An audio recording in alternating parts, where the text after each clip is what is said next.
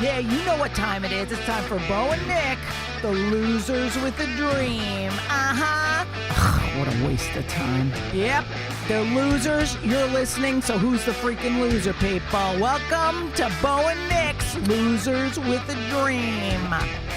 Yeah, I freaking hate them so much. They're lucky they're funny because they suck at everything. You're listening.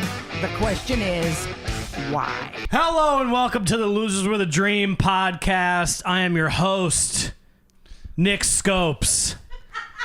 And I'm the other host, Beau McDowell. And we are two losers, very accepting losers. We've accepted many things. Hey, I don't know if you know a lot about podcasts. Do they need to have audio? They can, Beau. It's usually a thing that you have, right? Like when you record a podcast, it's usually like the audio. You record Audio that? sometimes, also video. Yeah. It's usually a nice mix mash of both so you can put it out to the people who support you and do the job. And you guys could pick. You can watch us or you can listen. Yes. And right? And here's the thing. You're going to be seeing another video come out this week of us doing our normal segments in the beginning. And the audio is probably not going to be that great. Which, no surprise, our bald punk of a goddamn producer bucked up because he's not thinking. Because I don't know, what did you get laid for the first time 2 weeks ago? And I came in today and fucking Lou's putting together a transformer with crazy glue, like a little toy. Did you see that in the front room? Grow up, Lou, whatever her name is. God damn it! But we're accepting of it. Yeah. And it's okay. I accept these things. But you should go watch that video. It has our mental health check-in and who did we fall in love with and who did I not fall in love with this week. And it was very funny. And it's kind of a shame it didn't get put on air. Recorded. Yeah. But if you're interested, I'd say check it out. Yeah, It's a good excuse for the people that listen to the show to check out our YouTube channel where we have other great stuff. We just put out the whole first half on IGTV probably too. Yes, right? we can do that. We can do that. Well, you know what? Hey, we'll figure it out, right? Go watch it, comment, like. We'll give you Lou's address. Go to his house, burn it down, whatever. Yes. Okay? Just burn do it to the ground. Yeah. Fuck that guy. Anyways. No, but listen, we're talking about acceptance, and it makes sense that this would happen. Of all days. Yeah. Our podcasts are eerily well connected with what happens in our lives. It's almost like every week is like the Twilight Zone or like an episode of Black Mirror where like it's just too like everything we talk about just happens. Yeah. Like we know it's coming the next week. No, it's really Watch weird. all this next week after this comes out. We're gonna have to deal with like accepting. Watch. Yeah, all let's week, never talk about relapse, by the way, because I don't want to go there. So let's just we're not accepting that. Yeah, let's not accept accepting. that. No, we're not. We're not gonna go there. But yes, we are. So we came to the idea of acceptance because we were talking about on our podcast last week about how we just want more, how we want all of these things, how we don't want to be who we are essentially. And I was thinking about it all week. You know how I want to be better at stand-up. I want this podcast to be doing better. I want to have abs, or at least just not look like this. Abs are overrated. You know what I mean? Yeah, whatever. I just want to be less weight. I want to be happier. I want my life to be better. I want to make more money. I want a hotter girlfriend or whatever, or a girlfriend. Or a girlfriend. Yeah, or anything. Let's start with a girlfriend, right? Yeah. I get it. I slipped up. You don't need to make a parade. It's Pride Month! Parade! And yeah, so I was having all these moments, and I go, you know what? I just gotta accept that I am who I am, and where I'm at right now may not be my like ideal. It may not be like the best or like what I hoped my life would look like at this point, or what I hoped I would achieve so far. But it doesn't mean that it's not good. Right. There's still a lot of really good things to look at, and I think that like acceptance is you choosing to look at none of the good things, or not being in acceptance is choosing to look at none of the good things and only look at what you don't have. So you're like leading with this like, I'm lacking in every category, when in reality we have a lot of good stuff going on. I mean, Lisa gave us a little bit of homework and told us to basically like, where do you accept yourself, and like use percentages, like physically, emotionally, intellectually, career-wise, all that stuff. And when I was going over, doing all this stuff, I was almost surprised at like how much more accepting I've become over the last few years. Like if Lisa gave me this homework 5 years ago, it's like a 5% on all these. No, I hate myself, I'm the worst, blah blah blah blah. Right. But being more accepting of what's going on, I was actually kind of surprised at how, well it is. Some of them are lower than others, but we'll get into that. What's your biggest thing you have trouble accepting? I think the biggest thing that I have trouble accepting that always keeps coming up is definitely my weight and like my body image. That comes up. It's just so consistent because you look at it enough. You know what I mean? Like, and it's also the worst. Yeah, we've all done when I'm leaving the house and I'm trying on 5 shirts because I'm like, well, which one makes me look the best in the situation that I'm in with my body? Like, which one actually covers the right things and feels, and it's comfortable, but also not too tight. And you know what I mean? Right. And like, so it's always coming up. And I'm always like, man, I just wish I could just put on a shirt and be like, just out the door. You know what I mean? I'm also I'm not a guy who wears like a shirt to go swimming. I'm not one of those guys. You ever see that? That's tough. Not good. Yeah. So like I'm able to like when I go to the beach, pop off the people are upset about it, but I I do it anyway. PETA's like, save them. They're like, what? Yeah. And but I accept myself when it's almost like I'm forced to the fire on it, and I think those moments where you got to take your shirt off in front of other people, or you feel heavy, but you know what, I got a show tonight and I got to go up on stage and there's gonna be a ton of people looking at me, and it's just okay. It is what it is, like, so I have that radical acceptance when I'm forced into it, but I think on a daily basis I don't really accept the way I look. Every time this podcast comes out, and same, I'm judging myself. Yeah, dude. And I look at the YouTube clips and I go like, oh man, you're looking big this week, or you're not, and it's tough. It's like, why? I don't want to continue. I don't want to have that thought process every week for the rest of my life. Do you know what I mean? Neither I don't. Do I? I get you, man. Yeah, it's not necessary. And it's so hard because acceptance is like, it's not a one-time thing. Like, I wish I could just be like, oh, I accept me. I accept the tits. I accept the, you know what I mean? I accept all this, and then have it just end. But in the reality, I have to accept it every day because I have to live with it every day. Yeah. And there's some days where you just don't want to accept it because you're just like, screw this, man. I don't like looking this way. I don't like feeling this way. I get it, man. I get it. Like, even, I work in the gym industry. Yeah. I'm surrounded by beautiful people. Right. All day. And like, I'm okay. Yeah. I'm fine. But I've straight up, like, it's affected, there's some people at this gym that straight up they want a trainer who's hot. They'll go for the hot trainer. Like, skill set, nothing matters. They want the hot trainer. So I just lost money, and you're like, why don't they don't want to be with, me? Yeah. Like, it's happened a few times too, where like the person, like I've been getting a client, or they've been pushed towards me a little bit, and they're like, I want to train with this person. I'm like, yeah, they look like a goddamn supermodel. Of course I want to train with them. And then I have moments of like, oh man, like, should I really? It's gotten better because, as I've talked about in here, I did bodybuilding, which is just, that's a complete lack of acceptance. Oh my god. Oh god, yeah. You're stage ready, beautiful and perfect, and you're like, I could have looked better. My arms are uneven, and it's like, okay.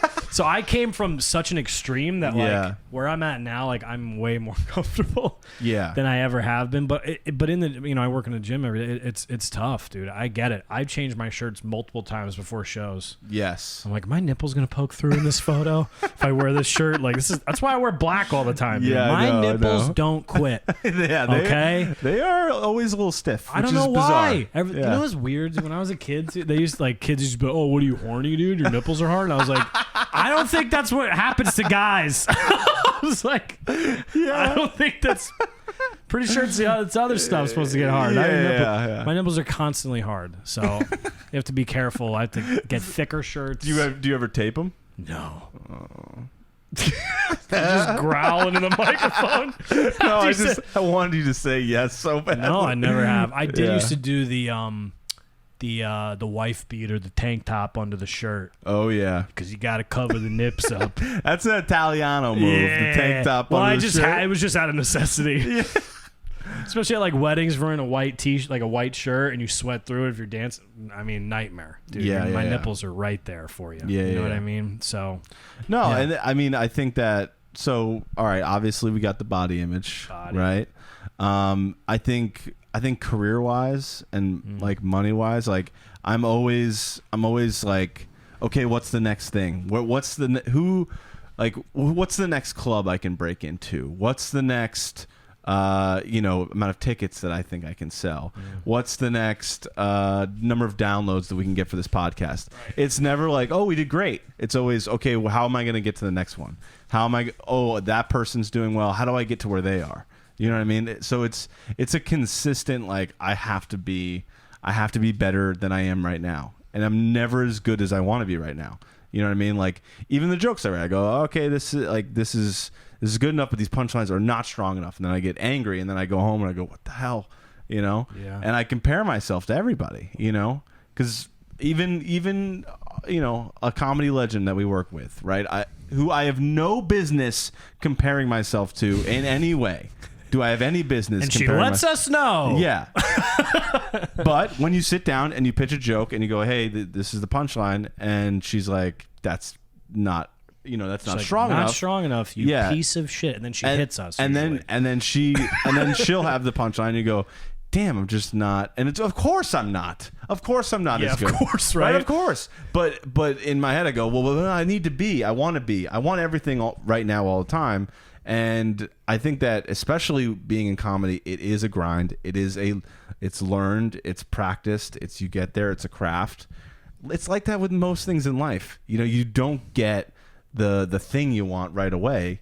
You just slowly work away at it, and all of a sudden you're there, and it's tough. Like, but accepting that you're just there, you're in the grind, is a hard thing. Dude. I mean, the industry I'm in, I've been in it for 10 years, but I've been obsessed with it my whole life, exercise and all this stuff. I didn't start feeling comfortable and accepting myself and being confident enough to be like, I'm the guy you need till about 6 years in. So, like, you know what I mean? Like, this takes time. That's why, like, with comedy, I'm like, all right, I'm a couple years in, but I get it. You're always looking at, like, well, this person did this, and like, why is this? They're not even funny. You know, shit. You start saying shit in your head, and you're like, how's this motherfucker doing this? And I was on a show with him. I killed way harder. Exactly, dude. Start doing all that. Wheels, the wheels just start spinning. But yeah, I've come to, like, I mean, I know how I deal with, like, accepting of it is because I know myself. I'll get too caught up in the moment. And I'll be thinking about, like, that set or that show, and I just need to, like, we need to just put our heads down, work, and then look up in a couple of years. Hopefully it's going the way we want. It's already going the way we want. You know what I mean? Like, it's already going well. It's already doing well, and so it doesn't need to be all that. For me right now, and we talked about it in the bonus content that you'll be receiving, but I had to practice. It wasn't recorded. I had to practice some acceptance this morning when I had that panic attack. And every time I have one, it's always like, okay, I have to accept that right now my body and my mind are having an experience that does not involve me. It's going to run its course. I can't stay in this state forever. Right? It's not going to stay here forever, but I need to just practice my breathing. I need to do all my techniques. I need to call somebody if I need to, if I feel really scared, and, like, eventually it's going to go away, but it's hard to get there because the second you start to feel, I'm having a panic attack, I'm having it, and you're like Tony Soprano trying to eat, a piece of capicola, and all of a sudden you start feeling, I'm going to go down. You're going like, no. Why would I feel bad? Why would I feel bad right now? Right? That's always the thing for me, is like, no. I can't feel bad. I don't want to. You know what I mean? And the second I go, this is just going to be an experience, and it's going to suck. And you're going to get through it, and it's only going to be a few minutes. It's only going to be a piece of your morning, a piece of your afternoon, and at the end you're going to get through it. Like the second I start getting into that thinking, I go, okay, all right, you know? Yeah. No, I get you with that, man. I feel you. I have similar experiences where you're just I've had a few mornings. I don't have panic attacks, not yet. They're on their way, I'm sure. Yeah. But you have a few mornings, like I was talking to you about, like my career, like I doing training and all this shit, and I'm like, I think I'm over it. Like I don't know what to do, and I've been having legit freakouts about it, and kind of trying to accept that I may have to get out of my comfort zone and change my career. Yeah. After putting in 10 years, and it's all I've been consumed with all week. Like even you called me last night and you were telling me like all this stuff you were doing, like you're getting on these shows and you're going to this mic. Yeah. And I'm home just on the couch having a panic attack, and I was like, oh cool, you're doing all that stuff, man. It's nice. You're so motivated and cool. I was like getting mad at you in a joking manner, but like I was, I feel like I'm just stuck. So, but I'm accepting like, hey, maybe something really great will come out of this. Maybe I could work with you. That has been my experience too, where it's like usually the moments where I feel the most fear is usually before something good is about to happen. You know what I mean? Like happened before I started this podcast. Before we got on this podcast. Absolutely. Big fear. Yeah. Right before I started stand up, I was a mess. You know what I mean? And I was like, oh, I need something. What am I going to do? What am I going to do? And then I started getting up every night. And I was like, oh, actually, this helps a lot. This gets out a lot of the things that I need to get out.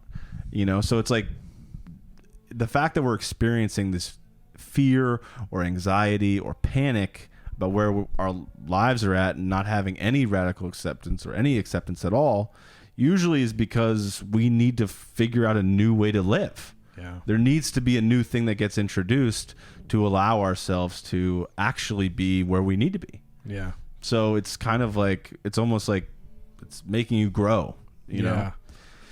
I know. I'm just so sick of growing. I know, yeah. It really sucks. So sick of pushing. Why can't I just be a wealthy bald guy? You know what I mean? Yeah. I'm just kidding. Now, I get it, though. I mean, I have a couple stories about times where I have... I see LSD on your paper over there. Take us through that. You know, drug addict? per usual, I have my normal stories of insanity. So here is a story about me not practicing any acceptance in my life whatsoever. Okay? So it was a morning. I was about 19 years old. I wake up. I think that my parents and the whole family are leaving for the day. I go, everybody's leaving. It's just me. I'm going to have my friends over. We're going to hang out back. I had a couple hit tabs of acid. I go, all right.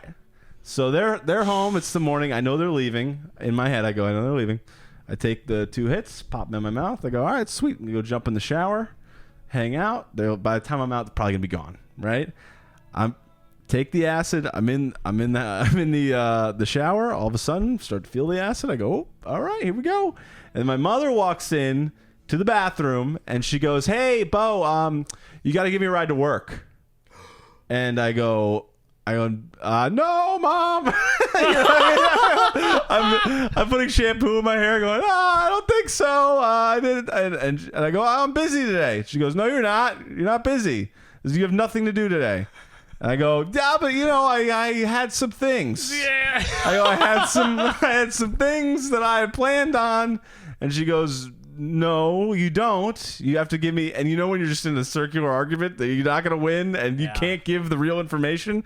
So what I should have done in this moment was go, Mom, I made a mistake. And taking some drugs. Yeah, taking some drugs, can't drive you. I'm going to need to sit it out for the day. What I did instead was I go, you figure it out. And I got in the car and I drove my mother to work.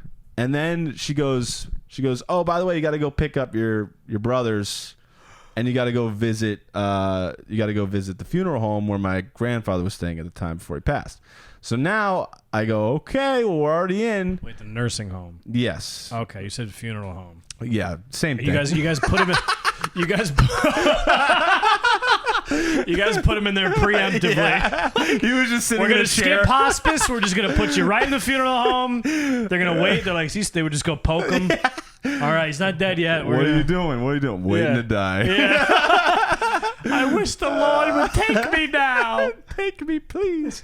Anyways, so I go pick up my brothers. I do this whole thing. I'm driving around, and I, you know what I mean? And it's such a dangerous thing to do. I put every single member of my family in danger that day because I just didn't want to have a bad conversation. I didn't want to accept that I'd been caught trying to do what I wanted to do. And of course, you know, I then proceed to mess with everybody's life and drive around high on acid, losing my mind, seeing stuff on the road, being like, ah, you know what I mean? And just, do you guys see that elephant? yeah, like, just what? keeping going. And you know, it's that was at a time in my life where like anything you said to me, I just go right through. I just go, no. You know what I mean? Like absolutely no acceptance of my problems, no acceptance of, you know, anybody else's feelings, right? Just kind of blowing through. Now, I'm going to tell you a story about a time where I did practice acceptance. Let's hear it. So I was detoxing off of benzos. Okay? I was having a really hard day. And Hey, what drug haven't you done? okay, listen. Yeah. Anyway, go ahead. I lived a few lives Yeah. here. So one day I'm detoxing off of these benzos, and it's a very dangerous detox. You can die from it. So I'm very, very careful about how I'm doing it. I have doctors on the line the whole day. It's very tough. I go, all right, I got to go to a meeting. So I get in the car. I'm driving to the meeting, and I just shit my pants right on the connector. Just let it go. You know what I mean? We talking logs or liquid? What are We're we talking liquid, buddy. It is a problem downstairs. And it's just me in the car, and there's nothing you can do in that moment except accept, right? Literally, there's nothing you can do but go, oh, yeah, I've lost today, you know? And then you turn the car around, you go home, you clean it up, and you try again the next day. And that's literally how that went. You know what I mean? Like, and that's the moment where you go, okay, I lost. You know, you ever have those days where you're like, all right, today feels like that day with Lou. I'm just like, all right, we lost. Nothing's gonna work. You know? Fine. We're looking for a new studio, by the way, if anyone knows. Anything in the area, Fairfield County, whatever, we'll figure it out. No big deal. When did you get into acceptance with the hair loss? I mean, probably a few years ago. I would see photos. Like I could grow my hair and like it's all right. It's just the hairline just so far back. Yeah. And like I got my little yarmulke going here too, so it doesn't even even make sense. And I did have a shaved head in high school, so I was like, you know what? Yeah, because I tried to hold on to it. I had like the shave, I had like the comb over thing. I tried to slick it back, and I was like, none of this is working. Yeah. And that was tough, dude. Yeah. Losing my hair, it sucked, but honestly, I enjoyed this so much, like the freedom of being bald. Right. It's the best, dude. I can't wait to fully bick it. Wait, I'm holding on. Like I still have whatever. It's fine. Like it's mostly about. This is how you know this is fully accepting. I thought about this the other morning. When I wake up in the morning, the first thing I do is I have a beard brush and I brush my beard. I don't even touch this. I just beard, put like a little bit of oil in it sometimes. If I do a show, whatever. Like keep it. That's it. But it's great. I don't have to like worry about like hair gel and blah, blah, blah. Right. But it's definitely I would see some photos and I'd be like, my hairline's just all the way back there. Huh? Yeah, it's just not. It's not coming back. Time to call it. Yeah. Well, the worst is when you see the guys. Oh, that just hold. It's like, dude, let go. I told you guys this the other day. The guy who was bald up top, older gentleman. Yeah. Bald up top, but has the sides still. Oh.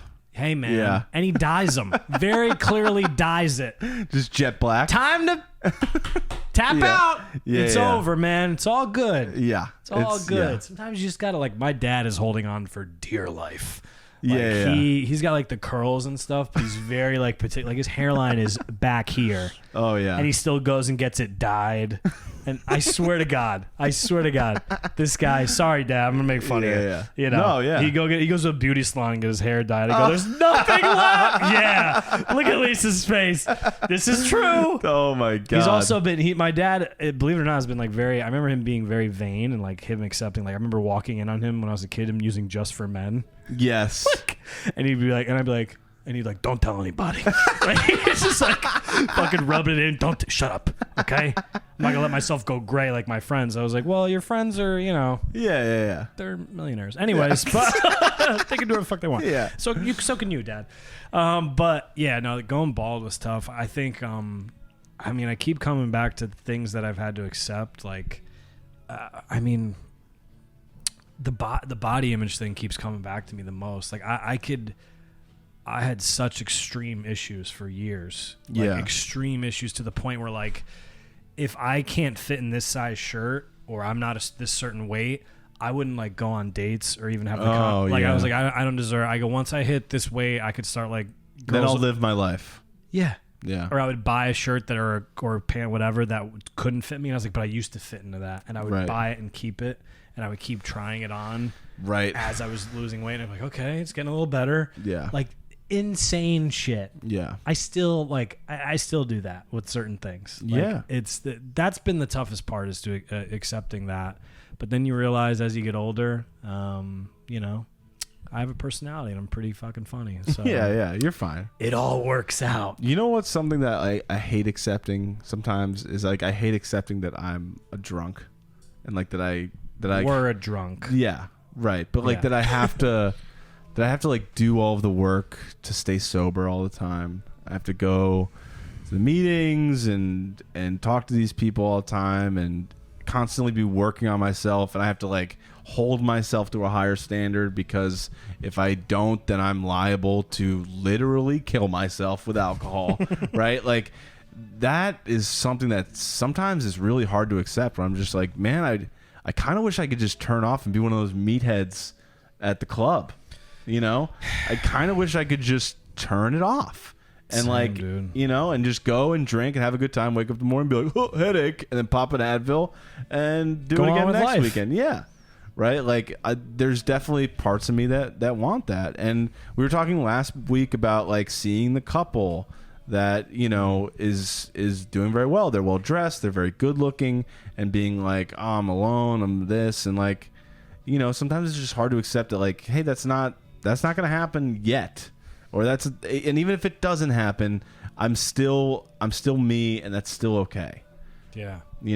That's one I think about all the time. Like I obviously, I'm surrounded by friends that are married and have kids and things like that, and you see that constantly. And I now I'm at a point where I used to be like, I need to do what they're doing. Yeah. Probably like mid-20s, and now I'm like, that's their thing. Yes. That's their life. Like, do I want that? Do I think about it? Sure. Right. But it's not right now, and that's okay. Yeah. Because I'm doing other shit and really fun shit that I enjoy. Yeah. Like this and comedy, and so that's my thing, and it'll happen when it happens. You know what I mean? Right. Accepting the fact that like, and also like, I don't want to compromise certain things now. You know what I mean? Yeah. Like I want to be able to do what I want to do at this moment in time. I kind of need to.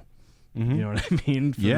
For these things we're doing to work. But yeah, I feel you, bro. I feel like there's always the other side of acceptance, where people use acceptance to be like, oh, I'm just going to stay in this thing. You know what I mean? Where they're like, oh no, I've just accepted that this is my life. And it's something like, that they could totally change. They could totally get out of that relationship. They could totally stop drinking every night. They could totally. That's a different thing. But they just get into like, well, I'm just gonna accept that this is the way it is, man. Like I think I have trouble with I think we don't accept that, which I think is good, right? Like we don't accept pain for no reason. No. I used to sulk. For sure, right? And then you're like, hey, this ain't working. Right. Let's switch it. I used to beat myself up if like the night before I went out and got pizza after the show, and I wake up the next day and I feel terrible. I feel like, oh, like what did I do? Like I'm gonna, I don't feel as good. And And now if I get pizza after the show, I get some wings, whatever. I wake up in the morning, I go, yeah, that's okay. I clearly needed that. I clearly needed to have something to eat after the show, and I had it. And you know what? I can go to the gym today. I can do whatever today. Yeah. But not letting it run my life for the rest of the day or the rest of the next day is a huge thing. I've gotten better at that too. I mean, even like after the long weekend I had getting on the scale. Yeah. Sunday night, and I did one of these. I went on and I went, okay, and I saw I just popped right off. Gained 8 pounds in a weekend and then lost it all. So what a life, you know? Yeah. But there's moments where I've literally gotten on the scale and I've gotten pissed off and seen the number and punched the fucking wall. I'm like, God damn it. And that's how I start my day. Yeah. It's like, hey man, this isn't good. Like stressed to the point where it There's ruins nothing everything. you can do to change that number in that moment. In that moment. Right. Yeah. That's the thing, is you get caught up in that moment and you let it control you. Well, let's move on to another moment. And we're going to have on our mentor and life coach and comedy legend, Lisa Lampanelli. We'll be right back. This episode of Losers with a Dream is brought to you by Beau's car. Beau's car that asks him every week, why can't you love me? This episode of Losers with a Dream is brought to you by Nick's Bank Account. Nick's Bank Account has as many dollars in it as this podcast has listeners. 30.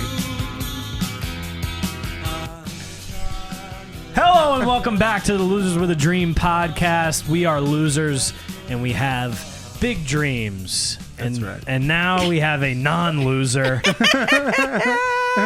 Lampanelli, our life coach, our mentor. And she you're just said, just going to have to accept you'll never be as good as me. Some people are gifted, some are workhorses. And here's what I always say to guys like you. You'll work. That's what you say to a comic who might scrape by with for making a living if his wife makes good money.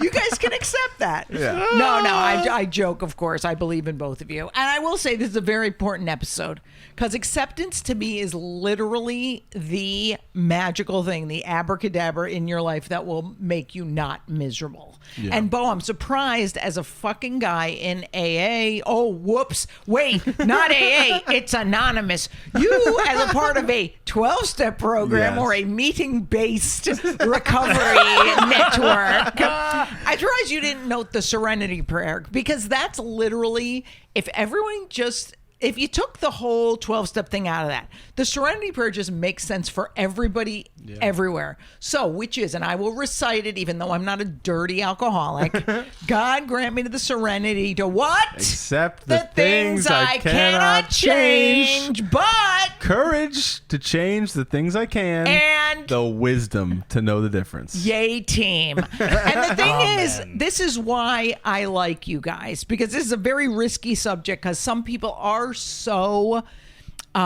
stuck that they think acceptance is resignation. Yeah. Resignation means you're stuck and you're like, well, that's my life. It's a very Eeyore kind of thing. Yes. So despite you looking like an ass most of the time, you're not an Eeyore, Beau. Yes. You really are the guy who goes, well, you know what? Just because I accept where I am doesn't mean that I can't change it. Yeah.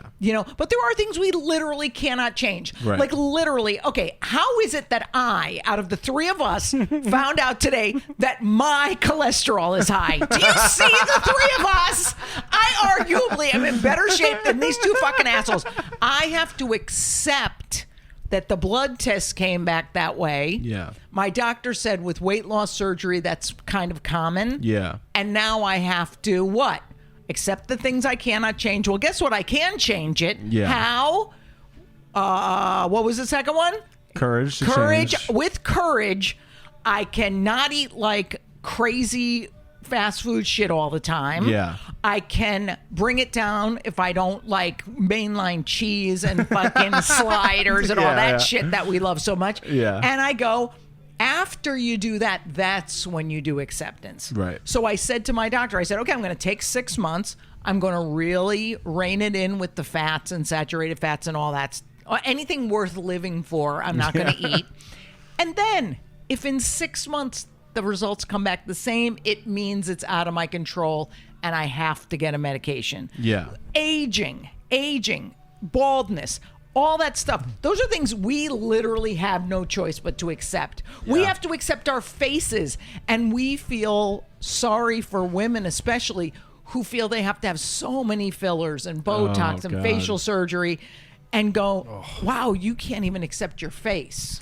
Yeah, that's always scary when you see somebody that's like their face is all twisted up. I see that or at Equinox all the time. It's plastic, so they have like the same expression on all the time. They look like cats. Yeah, but the thing about that is it's so weird because I never accepted myself from the neck down because I felt it was something I could work on. From the neck up, I'm like, you kind of get what you get. Yeah. You kind of, if you don't want crazy surgery, you kind of get what you get. You have to, but isn't it funny how we're less hard on ourselves about our face or our heads or anything like that? Right. Stuff you just fucking got no control over. Yeah. So I think the acceptance for us, what's the hard part is, first of all, what I was cracking up, Beau was practicing acceptance during the podcast. You guys will notice if you rewind and look back, he was practicing acceptance when Nick started talking once again about being overlooked as a trainer. It literally was so funny. I don't think I've talked about that before.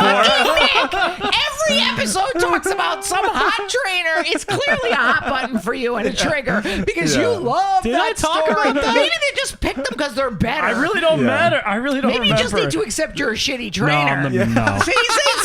I'm not, though. No, but what's funny is I saw Beau. He literally was staring down, and I'm like, oh my God, he's practicing acceptance. You sure he wasn't thinking about strangling Lou to death? Or a goldfish. Well, the thing is, too, that's what's funny, because you guys will hear. What happened was, I think what was great about when our audio went out, and I say that kindly, because it was never fucking turned on. When it wasn't turned on for the first 12 minutes, fire. I instantly went to acceptance because, first of all, I'm older, so I have more practice at doing it. But I was like, well, there's nothing we can do about it except to release it as a cute video that we'll have. Then, of course, the great part of acceptance is also that the second we start taping with audio, fucking church next door, next to podcast studio, has to start with hallelujah. And I go, we have to practice acceptance because we can't go over there and say, shut your fucking Christ-fearing mouths, you fucking morons. Jesus ruins everything again. Jesus is the enemy. Christ. So if you take away anything from this podcast, that's I the think quote. the big thing is, when you practice it, it becomes a muscle that you can use anytime. Yeah. And the older you get, if you practice it, the better. Think about it. You guys are who's 30 and who's 29? I'm 28. I never listen. I'm 33. I never listen. It's like at my bank. I have a woman who's the notary. Now, she's notarized 5,000 things for me. I can't remember her name because it's weird. It's foreign. I don't like it. Get out. So today, I said to the person on the phone, I made an appointment with her. Yeah. And I go, what's her name? Because I said, I've talked to her and she's so nice, but I always forget. And she told me, I wrote it down.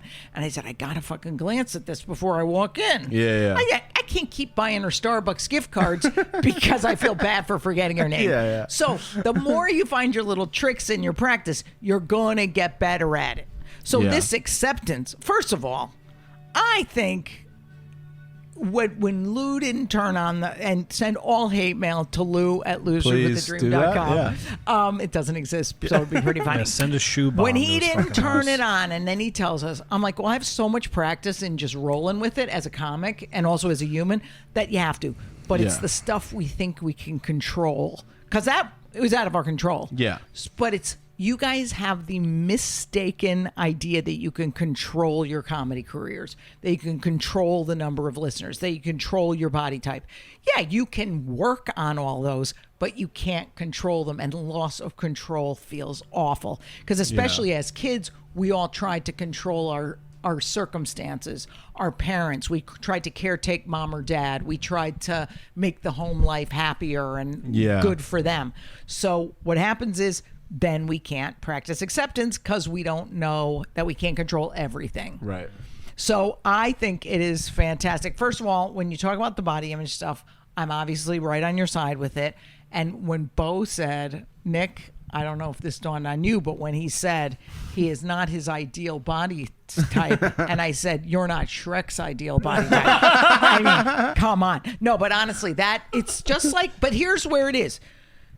Okay, let's like tweeze this apart because it's important shit. Yeah. Okay, so Beau, you have a pretty good, and by the way, I'm all on your side about this resenting and not being able to accept that you're a drunk. Yeah. And you have to work on it the rest of your life. I am so pissed that I got weight loss surgery and I will never be able to eat a huge amount of food again. Yeah. Do you know what it's like to sit down at the Thanksgiving and be able to eat a fucking little piece of skin and some fucking cornbread stuffing and that's it? Like you want to just, and you go, yeah, but I did it. So it's irreversible. Your thing is irreversible. Mm-hmm. So we'll accept those long before we accept how we look or whatever. Yeah. So if you tweeze it apart and get to acceptance with, you said, I wish I could just throw on a shirt and go out the door. Yeah. Okay. Here's the thing. You can. Yeah. What can you do to make that happen? Because that's the difference between the people who are stuck, like you are in that statement, and the people who practice acceptance. Acceptance is trying everything and letting it go. Yeah. They talk in 12-step programs all the time about letting go. You have to let go of the results because you can't control shit. So how could you possibly, what's a step you could take that would make that happen? Hey, I'm going to throw that on and go. What? I could organize my clothes by the day. I'm not saying I will do this, but I'm saying like, yeah, you could. Wait, how about next? And I'll tell you why that won't work. Yeah. Organizing isn't decluttering. Right. Organizing isn't getting rid of stuff that doesn't work. Right. So we all have to get rid of tools that don't work, household items that don't work, belief systems that don't work. You're in a faulty belief system is that if you keep clothes around that don't fit, you'll someday fit into them. Yeah. Guess what? You're not poor. You'll buy them when you get to a smaller size if that's what's meant to be and it's meant for you to work on it. So how could you make throwing on anything in that closet work for you? Say you had a little section comedy clothes. What would be in that, and what would it look like to you? Yeah, so it'd be like 5 of my long sleeve button down shirts that I wear on stage that I know fit. Exactly. 100% fit. 100%. Right. Got a couple pairs of jeans. Know those fit every time. No corduroys ever again. No corduroys. No. Lisa does not approve. Lisa? They were so cute. They're so hot. So in other words, you are taking if you want in your life the feeling of throwing it on and going. Yeah. You're keeping this upheaval in your life by keeping clothes that don't fit.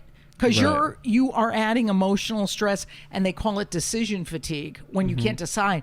But imagine you have those 5 shirts. You go, oh my God, they actually fit. I'm so glad I get to. And suppose one gets a stain on it. And with your eating habits, it's very likely there'll be a stain that weighs more than his left nut. So, I mean, you just that ease of going, okay, I've taken a step. And it sounds like it's a little dumb step that's just about clothing. It has nothing to do with clothes. It has to do with I can breathe. Yeah. I'm allowed to not worry about this. I can accept that I fit into that size right now.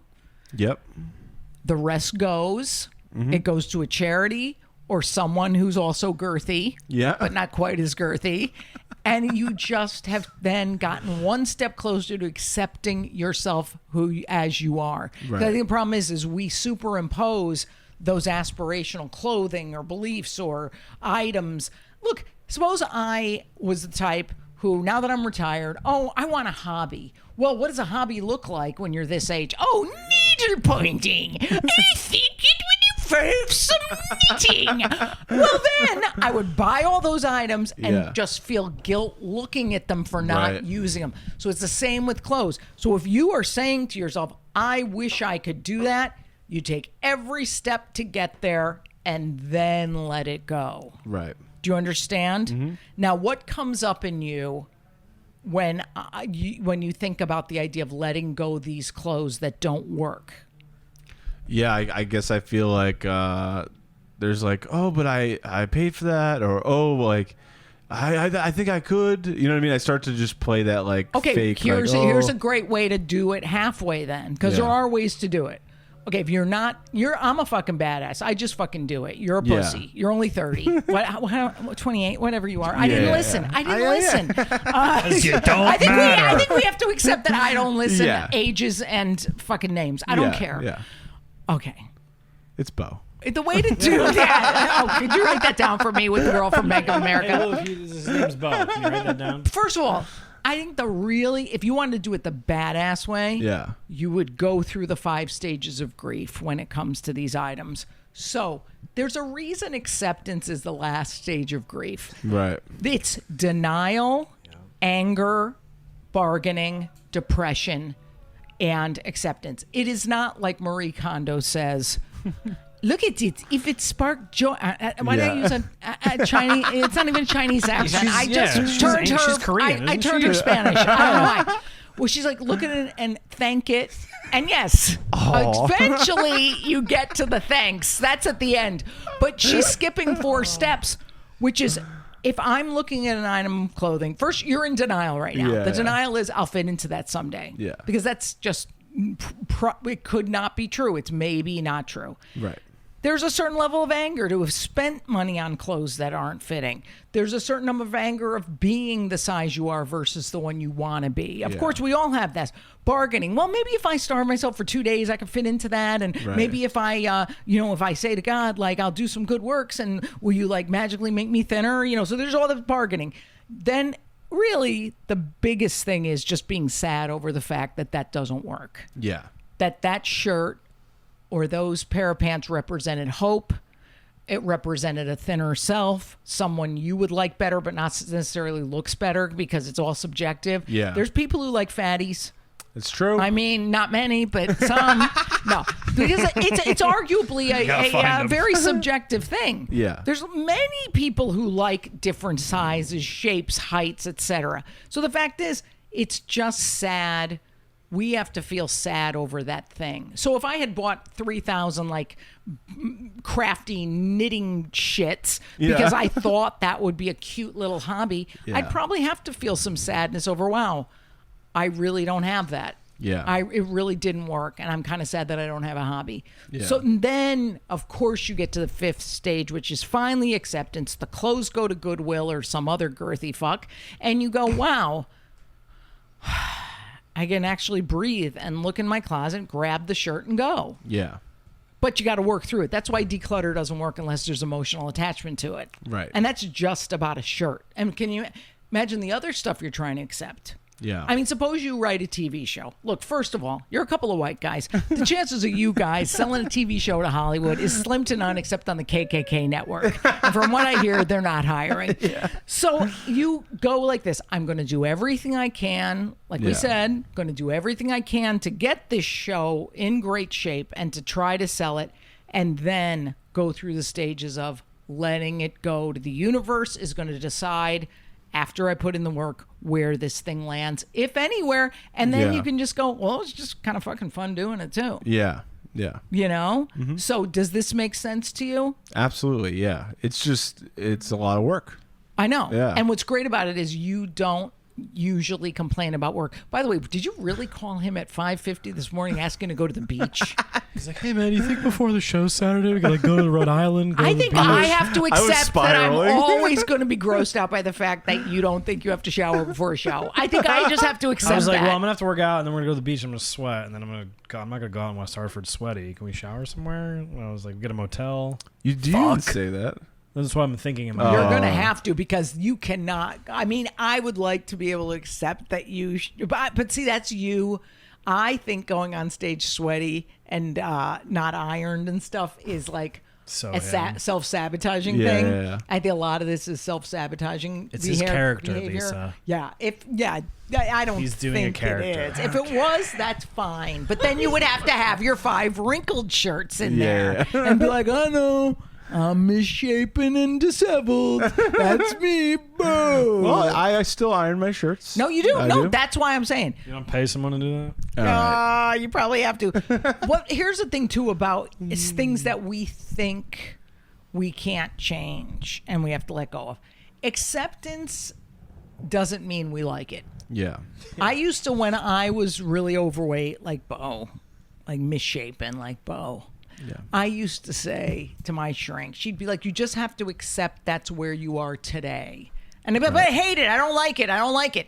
And she's like, acceptance doesn't mean liking it. So I think that's the problem. We think we're signing off on it as, well, I'm okay. Yeah. Sure. I mean, we got to accept that's where we are today. Today, the podcast didn't get taped. You just kind of accept it. Yeah. Today, the podcast has 23 listeners. Yeah. That's fine for today. It doesn't mean it's forever. Right. Which I think that was good when you said, you were talking about something. Maybe it's the freaking the alcoholism and stuff. Like yesterday was a panic attack day, or at 5:50 last night when you text dummy about going to the beach. Yeah. But in your head, you must have gone, this is today and it's not going to be forever. Yes, definitely. And I mean, that's the only way you can get through. I've had large stretches of time where like I was so depressed I like couldn't get out of bed.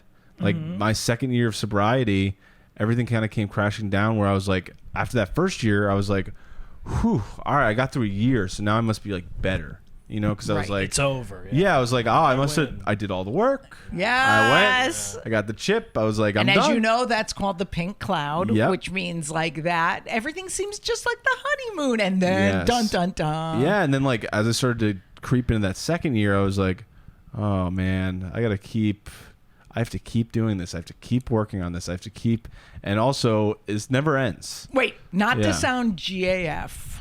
Yeah. I literally, I mean, this really does work. Yeah. Don't laugh at me because people remember when I say this. I didn't coin this. Somebody told me this. You don't have to do it. You get to do it. Yeah. So I know it sounds terrible, but honestly, you get to not be drunk in an alley or dead. Yeah. You don't have to. Right. You could be a fucking dead person. I could eat through this fucking surgery. I could puke every day. I could fucking learn how to do something. I bet I could find some fucking guy in Mexico to reverse it. Like, you know, so you just go. In a van. Yeah, literally. You just go, well, you know what? I get to kind of try to work on this. And also working on it then strengthens the tool of acceptance, which is all happiness comes from that. Yeah. And it literally is what's going to work. Yeah. So I know it's not easy to shift from I gotta be sober the rest of my life. Oh, I get to be sober the rest of my life. And at first it'll be like eye rolly.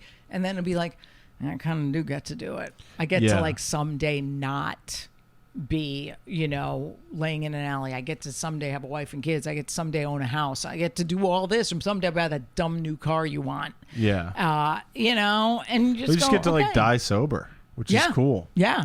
I wish you dead all the time. I worked on acceptance during the podcast when I was like, I have to accept that I'm on a podcast with two guys and they're straight. So of course a shitting the pants story had to come up.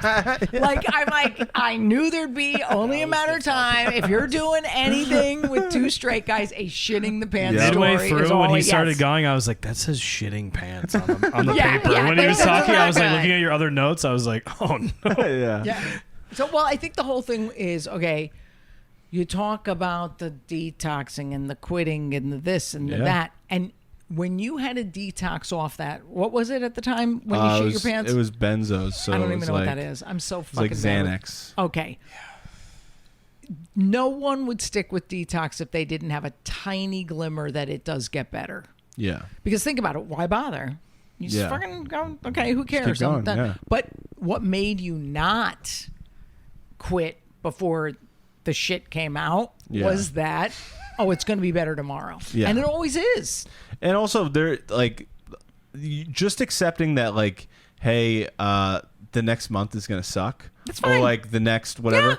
Like there was this army guy that would always talk about like embracing the suck. Yeah, 100%. 100%. Like when you're in it, it's just like, hey man, like my life is a mess right now. Yep. I feel terrible. I can't sleep. I can't. You know what I mean? Like I can't eat. I'm in pain, and mentally I am destroyed. Yep. And you know what?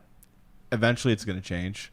It but is. There's nothing I can do to get out of this right now that's going to be healthy. That's right. So I have to keep moving, and you just trudge. I You just have keep to going. accept that Beau enjoys a run-on sentence, like you just heard.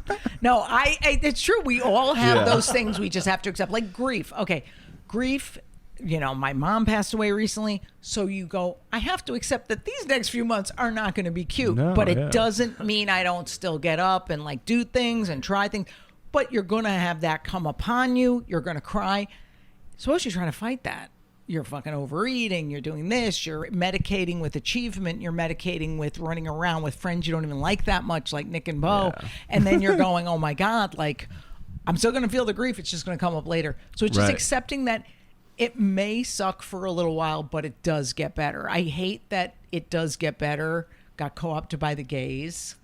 Did it? No, I'm just kidding. Yeah. Remember there's all those programs where it's like it gets better, like the bullying. Oh, yeah, but they're yeah. right. Yeah. Like Oh, that's why it's a very sort of like don't commit suicide because it gets better. Right. But you know what? A key ingredient this is that a lot of people miss. It was a great book that came out last year. This guy who helped her, Elizabeth Kubler-Ross, come up with the 5 stages of grief. He helped her as a researcher. He wrote a book called The 6th Stage of Grief, and it's meaning. And I was like, I love that. Because, yes, acceptance, and then where do you go?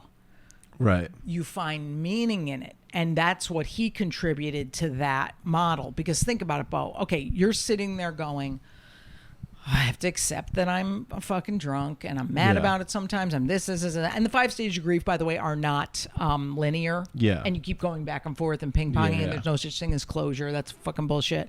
And I know, I love that faulty concept of, no, if I just have one more drink, then I have closure. No, you're a fucking drunk. Stop it. So if I have one last conversation with my ex, then we can kiss it. No, it never gets tied up in a bow, you fucking dummies. No. So if you go, I'm finally pretty close to acceptance that I'm an alcoholic. How can you find meaning in the alcoholism? Oh, by what? Helping other people. Yes. Yeah. Which is why service is a key component of not AA. No, a key component of any real organization like that. Yeah. Because service is where the meaning comes from. Right. You Yeah. know? Well, there's been times where I have gone through something so specific and crazy, and then a guy comes in my life and he goes, I had this experience, can you help me with it? Wow. And I go, okay. You know what I mean? that. And you're, but it's like those moments where you're like, oh yeah, this is what the universe wanted. It made me go through this process because now I get to help somebody else go through this process. I agree. I'm the same way with comedy. Yeah. Look, it is no secret that 31 years in that fucking business will kill you. Yeah. I don't know how these bitches keep doing it. I think they just don't save enough money. I don't know how anyone stays in show business for over 30 years. Yeah. I look up people. I remember when I started comedy, I would look up people who had retired and envied them. Like I already knew like achievement was not going to do it for me, even though I chased it for 30 years. Yeah. So that was a long, hard one lesson. So I look for meaning in staying in too long. Yeah. Because there is a grief. Of course, retirement's a total grief. Oh, yeah. You're angry that, oh, my God, I wish I had more. Oh, why didn't I get to do this? Right. Oh, they forgot about me, all the time. And I find meaning by going, well, I could still make people laugh like in real life. And that's cute. Mm-hmm. Like I can help these two fucking jerk-offs. I can have a good time. I can work on something fun. You guys are like a hobby to me. So I don't have to knit when I have Beau and Nick around, because my hobbies don't look like hobbies, but they still are joyful. Yeah. So my meaning from accepting that my comedy career is over is like, oh, I found meaning in helping these guys, or I have found meaning in making that fucking idiot at the nursing home, or as you say, funeral home, laugh. You know? Yeah. So I think it's getting to the meaning, and that's where everybody stops short. They really need to inject some meaning there. So what you're saying is we are your best friends and we bring you joy. Indubitably. Another word you don't understand. Heard it here, folks. Okay, so you, really quick, Nick, because we always seem to have these conversations. Oh, boy. No, what you said you are consumed with a career change and it's freaking you out. So what are we talking about here? Be specific. And let's get him, Beau, what we just did to you about your your skinny clothes, which, by the way, you're getting rid of this weekend after feeling your feeling. What's going on with this? The pandemic really blew up my client book. Like I was doing, I was doing very well. For the first time in my career, I felt like everything, this is it. I'm coming into play, like making all the money I want. I remember like beginning of 2020, I sat down, they're like, what's your goal this year? I said, I want to make $100,000. And they're like, you're on track if you keep these sessions up. Yeah. Isn't it cute that he thinks that's a lot? And I do, yeah. It's a lot. It's most anyone in my family's ever made. So combined. Dude, you probably ain't wrong. And then the pandemic came, and then we reopened. The pandemic came in March. We reopened in June, and I literally lost. I mean, I came back with after having 25 clients, I came back with 3. And it was all out of my control. Yes. And I've been struggling with even my managers would pull me aside because I was always top 3, top 5 in the club as far as sessions wise and all that stuff. And they were like, what's going on? And I was like, I just don't want to do it again. I don't want to rebuild. I hate, it's like if you're, you're writing an essay or whatever and you accidentally delete it. I go, well, I'm just not doing it then. Yeah. Well, it's like when you tape 12 minutes of a really good podcast. A fire. And then someone looks at you so scared and they go, was the camera about to die? Guys, I don't think it's working. I forgot to put it. Totally my fault. I'm like, nobody questioned that it was your fault. No, but go ahead. No, I mean, that's it. I just don't want to. It's out of your control. Yeah. And you don't want to rebuild. I totally I'm stubborn. get that. I'm stubborn. But at the same time, I go back and forth dude, you're good at it. You've done it before. Just do it again. But what are you being a fucking baby what's for? the pluses and minuses to staying or going? I'm good at it. I'm known there. My knowledge base, I feel really comfortable. It's not like a whole new career. I'll have to start all over again and be the newbie. I'm one of the more experienced people there. And what's your other choice? What else were you? No, great question. What else were you thinking? What else was kind of rolling? I've thought about I had a buddy who was a trainer with me. He went into real estate. He's doing really well. Mm-hmm. Seems fun. It seems like almost. I went to an open house of friends. It's terrible. It seems like performance art. That's one of those fucking things where they think it's going to be fun because oh my god, no, we're just showing houses. It's fucking horrifying. Just show my penis. But what? Did you say that? All right. No, I think it's a fantasy. Again, it's people. I just don't know what I. Also, wait. I just don't know people what think to be good stand-up's fun, and it's not. Yeah, no. There's 10 fun minutes a night. In your case, the rest of your lives. In my case, it was an hour and a half. No, but it's fun for that time. The rest of it is horrifyingly bad. Yeah. So what it is we can't operate on the fantasy that, oh my god, it looks so cute showing a house. The paperwork, the fucking stuff you have to do. I mean, you're not that smart. I got to tell you, I'm going to kill that dream right away. No, but do you need to be smart? I have some real estate friends who are successful because they're smart. Yeah. The fact is, you don't want to go in, and it's 100% commission. So basically, no, I know. you're fucking yourself. I always pick jobs but where words, that's. I'm not, and you have to accept that about yourself. There we go. You have to accept that you happen to be attracted to jobs that are commission based, and you can either change that, or you can accept that that's what you're drawn to, and that's what it's going to feel like, and you can't keep torturing yourself about it. That's what I mean. Talking to this idiot last night, he was like, "Dude, you can get a job making a pretty good salary at Indeed," and I was like, "Yeah." If I'm in an office, I think I'll kill myself. See, that's when I have real I love the fact in my job currently I could go work for 2 hours, take an hour off, go home and eat, and then come back for 2 more sessions, and then come back. You have to accept that you love that flexibility. I love it, and it's my favorite part. Yeah, and if that's so important, then you also have to accept that the money's going to come in a little slower. Yeah, and you just, once you're like, yeah, you know what, that's life. I bet once the acceptance comes in, you start building up those clients again.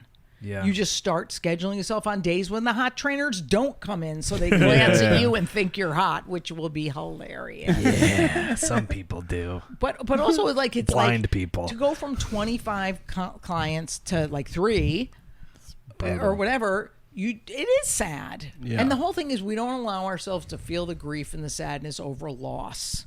Yeah. And there's no way to get to acceptance without sadness over loss. Yep. It You just know? felt like Yeah. everything was literally going like this, and I was like, "This is it." And then the week before the pandemic hit, you came to our show, and we're like, I was like, "This life's going the way it's supposed to go." Yeah, and then Yeah, but I would say your life is, from the outside, your life is arguably better than it was a year ago. You have less clients, but your comedy's better-ish, kind of, maybe. You've got the podcasts that actually have some meaning to No, it. I'm You've very impacted a few people, probably more than you think with what you say in Yeah. the podcast. So I think your life's arguably better, but you have to start thinking it is. And I think that's only by not being hard on yourself and not, by the way, comparing yourself to anyone else. Because as Teddy Roosevelt said, comparison is the thief of joy. Yes. There is not one fucking good that can come up from a comparison, because there's an expression in the program, the one I'm hinting at, that's compare The football and movie. despair. Yep. Because if you compare yourself as below somebody, you feel like shit. If you're like looking down on them, you still know you're a piece of shit. Yeah. Never feels good. It never does, because No. it feels good in the moment. It's like a drink. It feels Yeah. pretty good for me to look on Instagram and to go, oh, I got more likes than that fucking cunt. Yeah. Because she was mean to me or whatever. yeah. Like, and it's never like somebody I like. It's always like some person who was mean to me once. Yeah. Like, oh, good, Patrice O'Neal died. Cool. Like, you know, Yeah. but I'm like, what?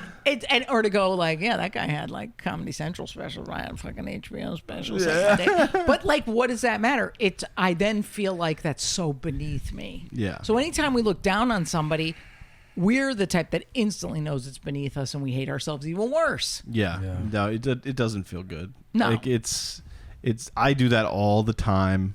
Like, especially, if I'm at like an open mic or a show or something, and I see somebody, I go, look at this guy, look at this loser.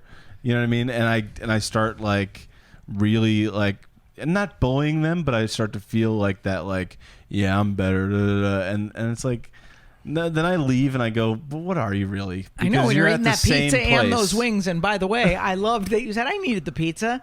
Maybe I needed pizza and wings, which I love. It's like that kept adding on. I don't even know when that list would stop. Yeah. But yeah, it's like that's when you then beat up on yourself. Yeah. So basically, even if you're like, I'm better than that fucking douche, You're losing no matter then what. afterwards on the ride home, you're like, I'm an asshole. Yeah. I mean, anyone moral definitely has that feeling. Yeah. You know, man, I feel you. Accepting certain things is just fucking hard, man. Everything's hard. I hate to be a cliche when I say this, but anything worth having is hard. What's Yeah. the last thing you got that was worth having that just came to you, other than like an inheritance or something? No, And by yeah. the way, that's probably a hard one too, because of a difficult relationship or whatever. Yeah. And sometimes you're given a gift. Great. You guys are so lucky that you have me as a gift, that I feel like that, like, you're And set vice for- versa. That's like you're set for life. Okay, like you're like, that's the only thing you're getting in this Yeah, lifetime. yeah. Lucky you. Sorry, I'm not Kathy Griffin. Fuck you. No, But, we're good. oh no, I like Yeah. Kathy. No, but like the thing is, it's just going. And it's also accepting that we're gonna fuck up sometimes and compare ourselves, and then be like, rein it in, bitch, Yeah. because it doesn't help. Yeah. So I think No. we've learned a lot. I think Yeah. we've learned that Beau is going to do clothing clean out. Yes, I will. If you need help with it, I'll come over and help you. Thank you. I'm going to hold my nose in that fucking apartment unless the cleaning lady was just here. I think we're going to stick with our training job because we don't want an office job. Real estate isn't easy. Quit the fantasy, Nick. It ain't going to work. And I want to about porn? congratulate you both on doing a very open podcast, very vulnerable. I want to talk about vulnerability next week, I think, because I Okay. like that. And I also want to say, Nick, you win this week because you did not mention bachelor party once. If I heard him mention another fucking bachelor party, I'm going to shoot myself in the face. We'll be back next week. We won't be talking. We won't be talking about bachelor parties, but we may be talking about vulnerability, and they may make out. Perfect. We're definitely gonna make that. Bye. Hey, thanks for listening to Losers with a Dream. We'll see you next week when you got more time to kill. Fucking hate these guys.